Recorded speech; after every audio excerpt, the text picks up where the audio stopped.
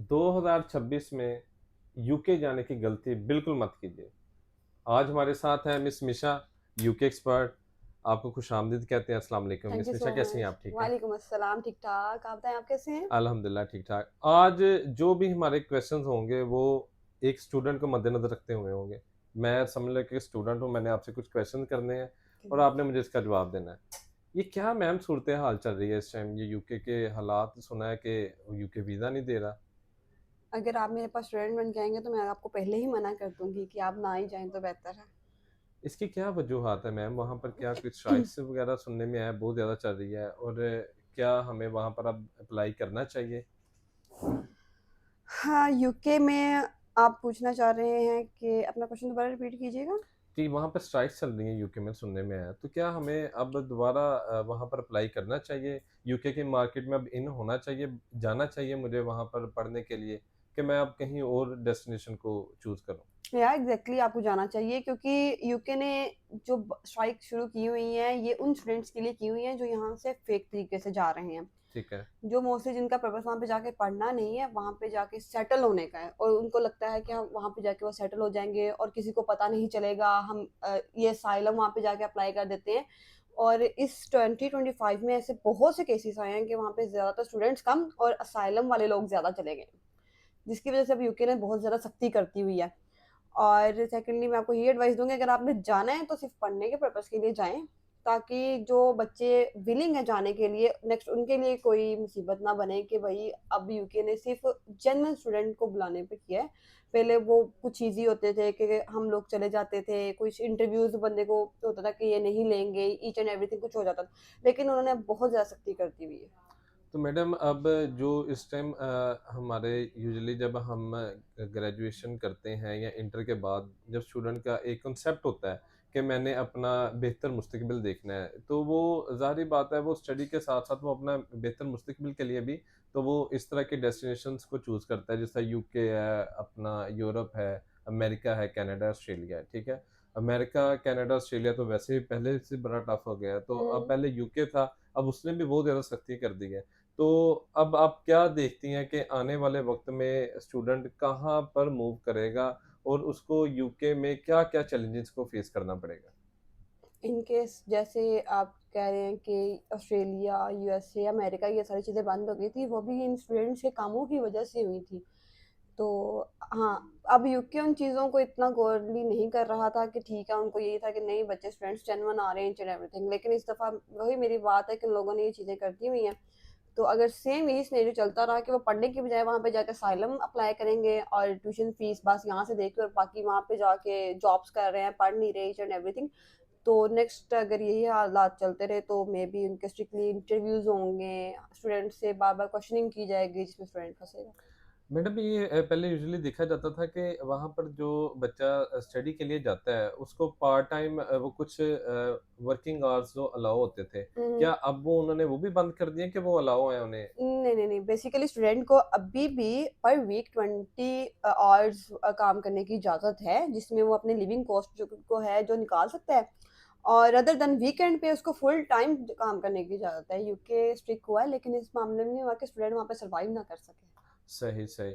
अच्छा मैडम, वहाँ पर ना एक और बड़ी चीज़ देखी जाती थी। पहले हमारे जो स्टूडेंट्स जाते थे ना, हम उनसे कॉन्टैक्ट्स में रहते थे, तो वो तो हमें बताते थे कि हम यूजुअली ये कितने के पैसे वहाँ पे वो कितने पाउंड्स में पैसे कमा लेता है यूजुअली स्टूडेंट वहाँ पर जाके, पर वीक या पर मंथ की बात कर लेते हैं हम, तो वो कितना का वो कमा लेता है। पहले तो हमारे स्टूडेंट बताते थे हम जो है वो डेली के तकरीबन 100 पाउंड से लेकर अपना 80 पाउंड से लेकर 120 पाउंड तक कमा लेते हैं। कुछ ऐसे भी स्टूडेंट्स हैं जो मतलब वो आपके वाली बात है कि वो जो मतलब वो फ़ोकस ही काम पर करते हैं और वो फिर वापस आ जाते हैं वीज़ा रिजेक्शन लगवाकर, वो कैश विथड्रॉ कर लेती है यूनिवर्सिटी। तो वो तो कहते थे हम डेढ़ 150 पाउंड भी कमा लेते हैं। तो आया कि ये इन रियलिटी ये मतलब क्या है, स्टूडेंट वहाँ पर अगर अपने वर्किंग आवर्स में ही काम करे, वो कितने पैसे कमा सकता है? वर्किंग आवर्स में मैं सिंपली आपको वे में बताऊँ ना, तो स्टूडेंट वहाँ पे सिंपली सिर्फ अपनी लिविंग कॉस्ट निकाल सकता है। ठीक अगर है। ये जो आपको महान कंसल्टेंट्स कहते हैं ना कि नहीं नहीं स्टूडेंट्स वहाँ पे जाएगा, काम कर लेगा, आपकी ट्यूशन फीस भी निकाल लेगा, हाँ जी। ये तो आपको धक्के से भेजने वाला हाल है कि आप बस इनिशियल डिपॉजिट दो और बस बाहर चले जाओ चले जाओ। लेकिन मैं आपको यही कहूँगी, आप जनरली स्टूडेंट को सही गाइड करें, स्टूडेंट को जो ट्यूशन फीस है वो आपको अपने पास रखनी पड़ेगी। आप वहाँ पे जितना अर्न करते हो ना, वहाँ से आप सिर्फ अपनी लिविंग जो कॉस्ट है वो कर सकते हो, अपनी ट्यूशन फीस नहीं बेयर कर सकते। अच्छा, तो अगर इसका मतलब है कि अब स्टूडेंट के लिए काफ़ी वहाँ पर टफ़ टाइम है, वो वहाँ पर नहीं जा सकता। तो फिर अब अगली डेस्टिनेशंस क्या है स्टूडेंट्स के लिए? वो कहाँ को मूव करेंगे? UK is the best option. अगर वो जेन्युइन स्टूडेंट है तो वो यूके जाए, और ठीक उसके है, पास इतने एक्सपेंस है कि वो बियर कर सकता है, ठीक है, तो UK is the best destination. नहीं तो रदर देन आपके पास यूरोप अपॉर्चुनिटी है। यूरोप में लाइक आप किसी भी कंट्रीज में जाएं, फिनलैंड जाएं, स्विट्जरलैंड जाएं, स्वीडन जाएं, और मल्टीपल्स ऑप्शंस हैं। तो अगर आप जिसको कहते हैं आपका लो बजट है, तब मैं आपको ये कर रही हूँ, rather than UK is the best option. और अगर आप पढ़ने जा रहे हैं, आपके पास इतने एक्सपेंस हैं कि आप अपनी ट्यूशन फीस बियर कर सकते हैं, तो आप परफेक्टली तो सो। मैडम वो एक इसमें ये बड़ा कंसेप्ट है, कुछ मैंने देखा है यहाँ पर मार्केट के हालात हैं, कुछ मतलब स्टूडेंट्स को बुलाते हैं वहाँ पर और कहते हैं कि आपके पास अगर ਤੁਹਾਡੇ ਕੋਲ इंग्लिश भी नहीं ना हैगा, ਤੁਹਾਨੂੰ बोलना भी नहीं आता, मैं ਤੁਹਾਨੂੰ भेजांगा। तो मैडम ये जो मैं ਤੁਹਾਨੂੰ भेजांगा, इसमें कितनी सदाकत है? ये ज़रा मुझे बताइए। ये जैसे भेज सकते हैं ना, उसके पास मैं खुद जाना चाहती हूँ, वो मुझे भी भेज दें। अच्छा क्योंकि जी। मोस्ट प्रोबेबली यहाँ पे स्टूडेंट्स को नहीं मैडम, इंग्लिश। आप तो यूके मेरे ख्याल से 1-2 दफ़ा होकर आई हैं, आपके लिए जाना तो ईज़ी है। लेकिन मैं नॉर्मली उस बंदे की बात कर रहा हूँ जो वहाँ पर यूके पे उसने फर्स्ट टाइम जाना है। जो कहते हैं ना, "तुस साडे कोल आवो, ਤੁਹਾਨੂੰ ਅਸੀਂ भेजांगे।" मैडम ये ज़रा ये ਅਸੀਂ ਤੁਹਾਨੂੰ भेजांगे वाले ये किहड़े कौन बंदे ने? बेसिकली हाँ, कुछ यूनिवर्सिटीज हैं जो आपको MOI बेस पे एडमिशन देती हैं, लेकिन वो भी आपसे इंग्लिश प्रोफिशिएंसी लेटर रिक्वायर्ड करती हैं। ठीक है। उसकी बेस पे आपको एडमिशन देती हैं। लाइक आपके इंटर में अगर मार्क्स अच्छे हैं इंग्लिश के सब्जेक्ट में, देन वो आपका MOI एक्सेप्ट करती हैं। ये तो नहीं है कि आप बगैर आइट्स के जा सकते हैं। आपको इंग्लिश ही नहीं आती है, आपने वहाँ पे जाकर सर्वाइव क्या करना है, आपने अपने क्लास के टीचर्स के लेक्चर्स कैसे अंडरस्टैंड करने हैं। अच्छा, इसका मतलब जो मैडम एमओआई है, ये गवर्नमेंट ने देना है? ये गवर्नमेंट का किरदारा देता है? ये जो आपने अभी बात की एमओआई, ये कौन देगा हमें नहीं नहीं एमओआई? नहीं, ये यूनिवर्सिटी बेसिकली आप जिस कॉलेज से पढ़े हो ठीक वहां है। से आपको इंग्लिश प्रोफिशिएंसी लेटर मिलता है। अच्छा, इंग्लिश प्रोफेशन से तो इसके ऊपर एडमिशन हो जाता है। कुछ यूनिवर्सिटीज हैं जो आपकी पाकिस्तान की कुछ यूनिवर्सिटीज का एक्सेप्ट करती हैं। मैं सब का नहीं कहूँगी, कुछ यूनिवर्सिटीज जैसे हर्टफोर्डशायर है, ये हल यूनिवर्सिटी है, एस्टन यूनिवर्सिटी है, बर्मिंघम यूनिवर्सिटी है, वो किसी किसी यूनिवर्सिटी का एक्सेप्ट करती हैं जो हाईली रैंक्ड हैं पाकिस्तान में। अच्छा, पाकिस्तान में हाईली रैंक्ड है। अच्छा, तो अब ये बताएं कि अब ना ये बड़ा सुनने में आया कि वीज़ा लेने के लिए आपके पास इतने पैसे अकाउंट में पड़े होने चाहिए, मतलब वो जिसको स्टेटमेंट कहते हैं, प्रूफ ऑफ इनकम।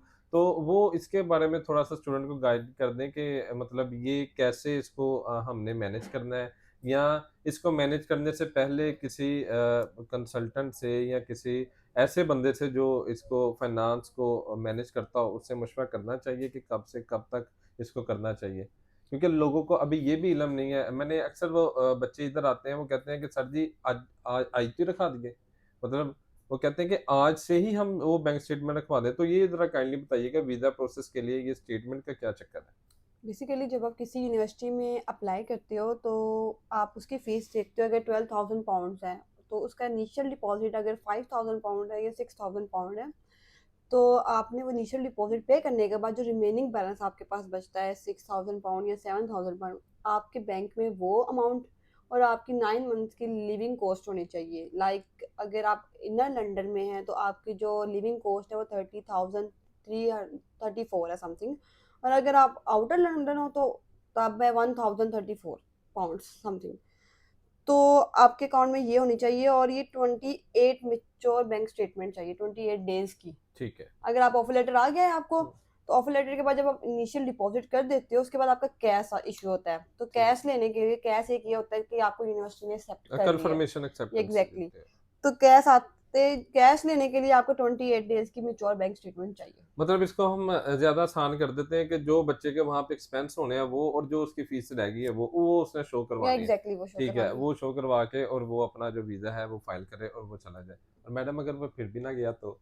फिर ये आपकी बदकिस्मती है, फिर हम आपको कहीं और शिफ्ट कर देंगे, फिर आप नारायण कंगान घूमाना, फिर आप आपने जो ठंडी हवा यूके जाके लेनी है वो आप नारायण कंगान या मरी नादान में के जाके। ज्ञान नहीं, फिर बात तो बिल्कुल ठीक है, लेकिन अब स्टूडेंट इस हवाले से जो अच्छा मैडम, ये एक बड़ा अलमिया है आजकल कि सेटलमेंट, गोरी गोरी गोरी से शादी कर लेंगे वहां पर या वर्क परमिट ले लेंगे। तो मैडम इस हवाले से बताइएगा स्टूडेंट के, ये जरा थोड़े से कॉन्सेप्ट क्लियर कर दीजिएगा कि क्या वाकई ही गोरी के साथ शादी करने के बाद आपको वहां पर मिलेगा कुछ, के बस ये सिर्फ़ लॉलीपॉप है यहाँ से भेजने के बाद। ये मैं आपको यही कहूँगी कि स्टूडेंट ये जाके खुद वहाँ पे एक्सपीरियंस कर लें, ये मैं आपको प्रेफ़र नहीं करती क्योंकि ठीक है, मेरा स्टूडेंट वहाँ पे जाके ये काम नहीं करेगा, मेरा स्टूडेंट वापस ही आएगा। वापस ही आएगा।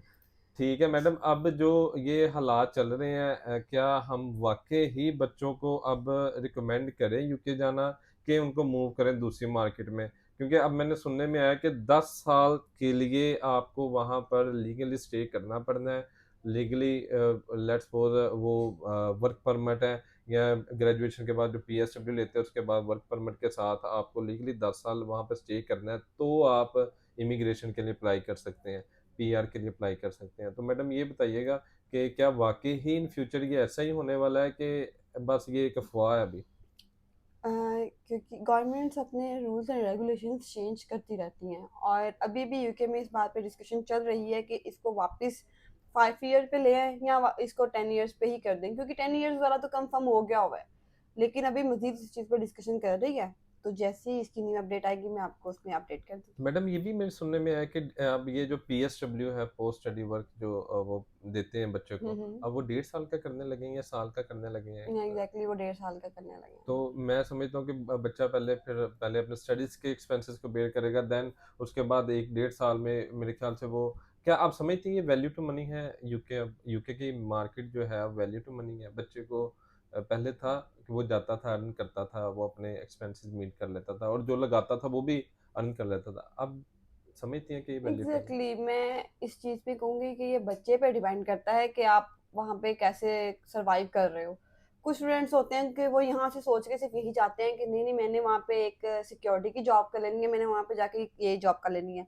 मैं मोस्टली अपने स्टूडेंट को ये प्रेफ़र करती हूँ कि यहाँ से जाने से पहले कोई स्किल्स यहाँ से सीख के जाओ, ताकि वहाँ पे जाके किसी एक अच्छी फ़र्म में लगो।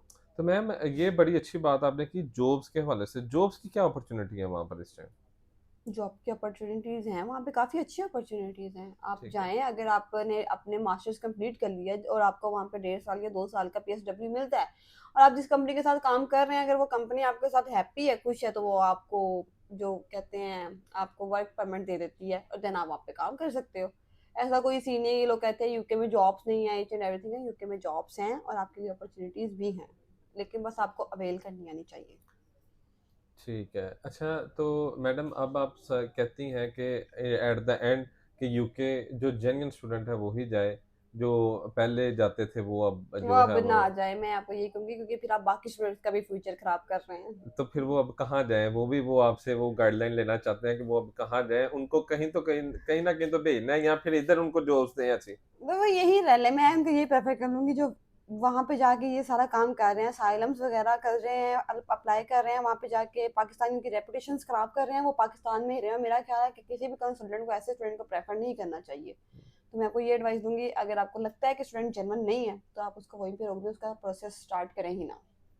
ठीक है। तो उसके जो अपना इक्विवेलेंट टू जो मार्केट है वो उसके बारे में फिर नेक्स्ट टाइम डिस्कस करेंगे आप हमारे साथ? श्योर नेक्स्ट टाइम डिस्कस चलें करेंगे जी, हम। बहुत-बहुत शुक्रिया आपका मैम, हमने बहुत हमें टाइम दिया। आपका आमद का भी बहुत-बहुत शुक्रिया, बल्कि आपके बहुत-बहुत इन्फॉर्मेशन देने का बहुत-बहुत शुक्रिया क्योंकि आज स्टूडेंट बहुत आज के दौर में इस टाइम स्टूडेंट बहुत ज़्यादा परेशान है और ये यूजुअली लोग जो हैं वो उनको मिसगाइड कर रहे हैं जिसकी वज़ह से वो पैसे भी ज़ाया कर रहे हैं, इमोशनल प्लस फाइनेंशियल दोनों उनकी जो इन्वेस्टमेंट है ना वो इस टाइम वो ज़ाया हो रही है। बच्चा बहुत परेशान है। आपका बहुत-बहुत शुक्रिया। Thank you for inviting me again और नेक्स्ट टाइम आपको किसी भी चीज़ की गाइडेंस की ज़रूरत हो तो आप मुझसे पूछ सकते हैं। Thank you thank so you, much. Thank you. Allah